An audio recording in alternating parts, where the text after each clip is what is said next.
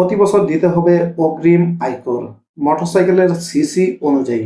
যারা মোটরসাইকেল চালান বা মোটরসাইকেল কিনতে আগ্রহী তাদের জন্য মোটামুটি একটি দুঃসংবাদ অপেক্ষা করতেছে।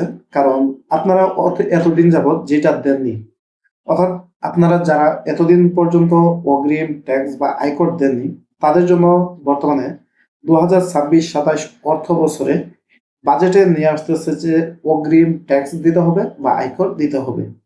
এতদিন আপনারা যেটা দিতেন সেটা হলো যে আপনি রেজিস্ট্রেশন ফি দিতেন এবং প্রতি 2 বছরের জন্য আপনারা নির্দিষ্ট পরিমাণে কিস্তি হারে রুট ট্যাক্স দিতেন। এখন নতুন করে আপনাদের জন্য যুক্ত হতে যাচ্ছে সিসির উপর নির্ভর করে অগ্রিম ট্যাক্স বা আয়কর। এটা কিন্তু নতুন করে দিতে হবে, এটা আপনার জন্য এক্সট্রা খরচ বহন করবে। অর্থাৎ 2026-27 অর্থ বছরে আপনাকে যারা মোটরসাইকেল চালান তারা সিসির উপর নির্ভর করে আপনাকে অগ্রিম ট্যাক্স দিতে হবে।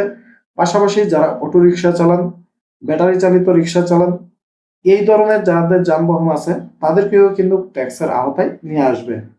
মোটামুটি বলা যায় যারা সাধারণ মানুষ আছেন, নিম্নবিত্ত মানুষ আছেন, যারা রাইড শেয়ার করেন মোটরসাইকেলে, অথবা যারা সাধারণ মানুষ আছেন অটো রিক্সা চালান বা আপনার ব্যাটারি চালিত রিক্সা চালান, তাদের জন্য কিন্তু এক্সট্রা এখন খরচ বহন করতে হবে। সেটা হলো অগ্রিম ট্যাক্স বা আয়কর। সেটাই কিন্তু সংশোধনী আনতে যাচ্ছে 2027 অর্থ বাজেটে। এখন প্রশ্ন হলো যারা মোটরসাইকেল চালান তাদের ক্ষেত্রে যে আপনার কত সিসি হলে অগ্রিম আয়কর দিতে হবে। সেটা হলো যারা 110 সিসির নিচে বহন করেন মোটরসাইকেল, একদম সাধারণ যারা মোটরসাইকেল বহন করেন 110 সিসির, এটার পরিমাণ কিন্তু তত একটা দেখা যায় না। তারা একদম ফ্রি, ট্যাক্স ফ্রি আপনারা বা আয়কর ফ্রি আপনারা এই মোটরসাইকেল চালাতে পারবেন, শুধুমাত্র আপনারা রেজিস্ট্রেশন ফি এবং রুট ফি মাধ্যমে। এখন প্রশ্ন হলো যারা 110 সিসি থেকে 165 সিসি পর্যন্ত আপনারা মোটরসাইকেল ব্যবহার করেন বা ব্যবহার করবেন, তাদেরকে প্রতি বছর 2000 টাকা আপনার অগ্রিম ট্যাক্স প্রদান করতে হবে বা আয়কর প্রদান করতে হবে। এটা হলো যারা আপনারা 110 সিসি থেকে 165 সিসি ব্যবহার করেন তাদের ক্ষেত্রে।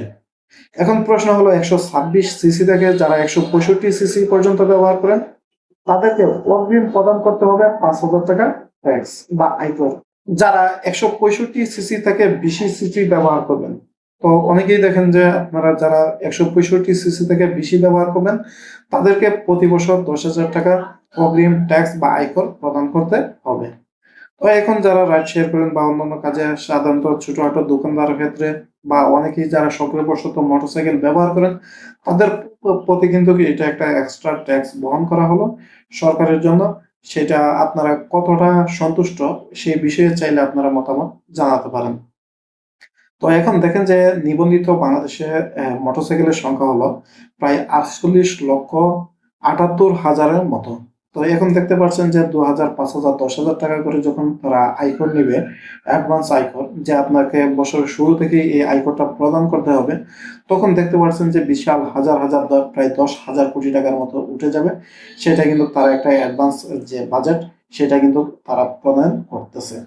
তো এখন প্রশ্ন হলো যে এই সাধারণ মানুষের উপর এই ট্যাক্সের বোঝা, মোটরসাইকেলের উপর এই ট্যাক্সের বোঝা, যারা একদম রাইড শেয়ার করেন, ছোটখাটো ব্যবসায়ী বা শখের বশত ব্যবহার করেন, তাদের উপরে কিন্তু এই ট্যাক্সের বোঝাটা চাপিয়ে দেওয়া হচ্ছে।